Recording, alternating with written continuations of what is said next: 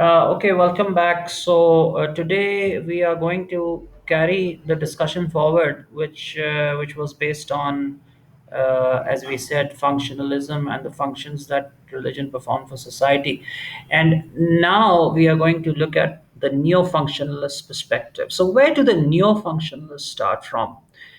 Whenever we say neo, please keep one thing in mind. We are not talking about a phenomenon as existing in the entirety of society.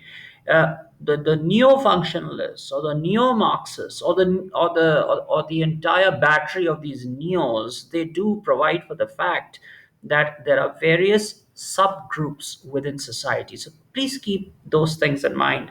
So these neo-functionalists, what do they say? They say, look, religion does perform the function. They are not disagreeing with the basic premise, but what they are saying is that people do not always religious in the sense that they continuously engage in activities that are religious. How many people actually pray? Okay, so in Pakistan, which is a country created in the name of Islam, only 10% Muslims pray. By the way, this picture is not from Pakistan, it is from India, and the Jama Mosque in Delhi.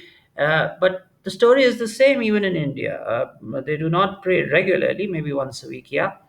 Uh, but this does not invalidate the functionalist argument about the function of religion. It simply says that we must reevaluate some specific functions of religion. So, Luckman says that religious functions have evolved. Okay,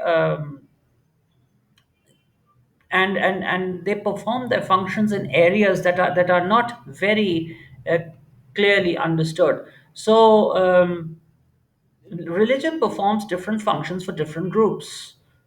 Okay, so the neo-functionalist perspective is function from the perspective that it is functional for the entire society. Now they are saying that yes, it performs functions, but different functions for different groups and even for different individuals. And why is that? Because modern society is diverse. And because of the secularist movements of the past, the functions that religions have performed for society have become limited in scope. Uh, Religion then becomes a very important tool for determining personal identity. Um, And here we will provide for another word. The word is not just functional, the word is also dysfunction. Okay, it may be functional for some, it may be dysfunctional for others.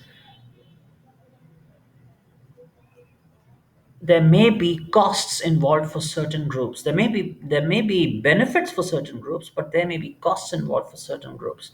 How does religion provide the benefit? It provides the benefit by letting people understand who they are. Okay, now look at the Hindu society, for example. For the Hindu society, where we have things like the Vishwa Hindu Parishad, the All Hindu Congress, the World Hindu Congress. So what are they doing? They are creating identity for a group on the basis of religion. Okay, and in that way, it satisfies not just the spiritual need but also the social need, psychological need. Okay, but that may not be the case in a country like India. Groups like these may not appeal to other religious um, persuasions like the Muslims. And what about dysfunction? This brings us to the concept of dysfunction. It is functional for some, dysfunctional to the others. Religion is not inevitably functional for everybody. It can create dysfunctions. It can. What do you mean by dysfunction here? Then it can also become a source of conflict. What about fundamentalist groups? Do keep one thing in mind. The United States is one country which has kept the church at the center of a lot of things. It is a democracy, but the church is very, very strong. This is one thing that was noted by the 18th century sociologists. Sorry, 19th century sociologists. So because the church is strong, it means that it is functional for those who believe in salvation and those who believe in the religion, but it may not be very functional for people who, let's say, believe in things like abortion. Uh, so, uh, so so that becomes a source of conflict between the pro-life and the pro-choice camps. Of course, in the civil rights movement in the 1960s, religion played an important part in the lives of Black Americans. It performed a lot of functions for them. It gave them a certain identity. It also helped them cope with the difficult discrimination that they were facing in the United States at the time. Of course, Martin Luther King was a spiritual person. He did have a religious bent. And in this picture, of course, we are seeing the riots that were taking place in that country in the 1960s, and the violence that the blacks were made to face. But then the church movements gave them solace. The church movement were the black movement was the NCAP, which was the black movement at the time. They believed in non-violence, and they got the idea of the non-violence from not just from Gandhi's non-violence, but also from the churches to which they went. And those churches gave them the identity, but they also taught them to not to resort to violence, and that came in handy. That was a very strong political weapon as well. That this was an oppressed, non-violent community just asking for equal representation and equal rights. So please keep one more thing in mind. According to the neo-functionalist, the any function which performs the function of religion, okay, any collective behavior uh, is religion. It's like a religion if it performs a required function, the function which is required by religion. If any other institution performs that function, then that is something like religion too. uh, so um, so there is evidence for um, the functional aspect of religion based on how much religious observance is taking place in society.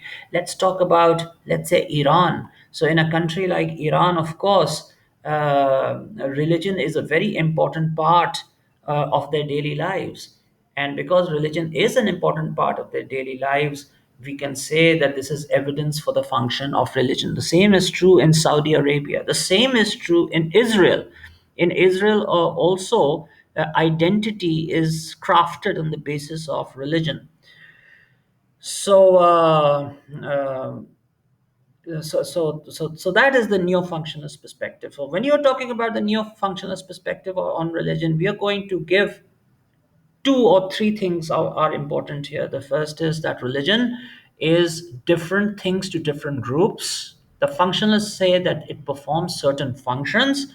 The neo functionalists accept that, but then they introduce one more point of view, which is dysfunction. They say that yes, religion gives certain positive results to certain people, it performs certain positive functions for certain people, but then it also performs certain negative functions for other people, like they are discriminated against. And the level of strength of the level of functional strength of religion is determined in many cases by how much people are observing religion. That may be a problem because of secularization, but ultimately, in societies, if an institution is performing the function of religion, the function that religion is supposed to perform,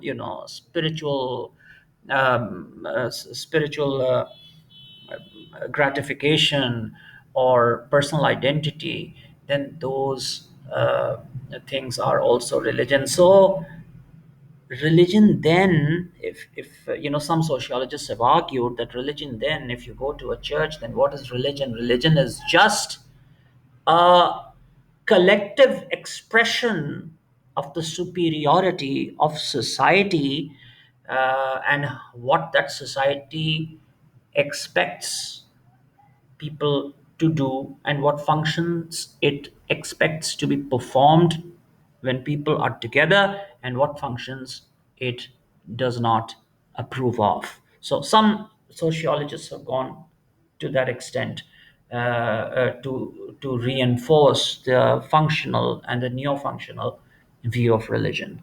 Okay, so I hope this is clear to some extent, and we will now go on to, in the next lecture we are going to talk about the Marxist view on. Now, of course, Marxist view is a conflict view, so we are going to talk about that view. Thank you very much indeed, and see you in the next lecture.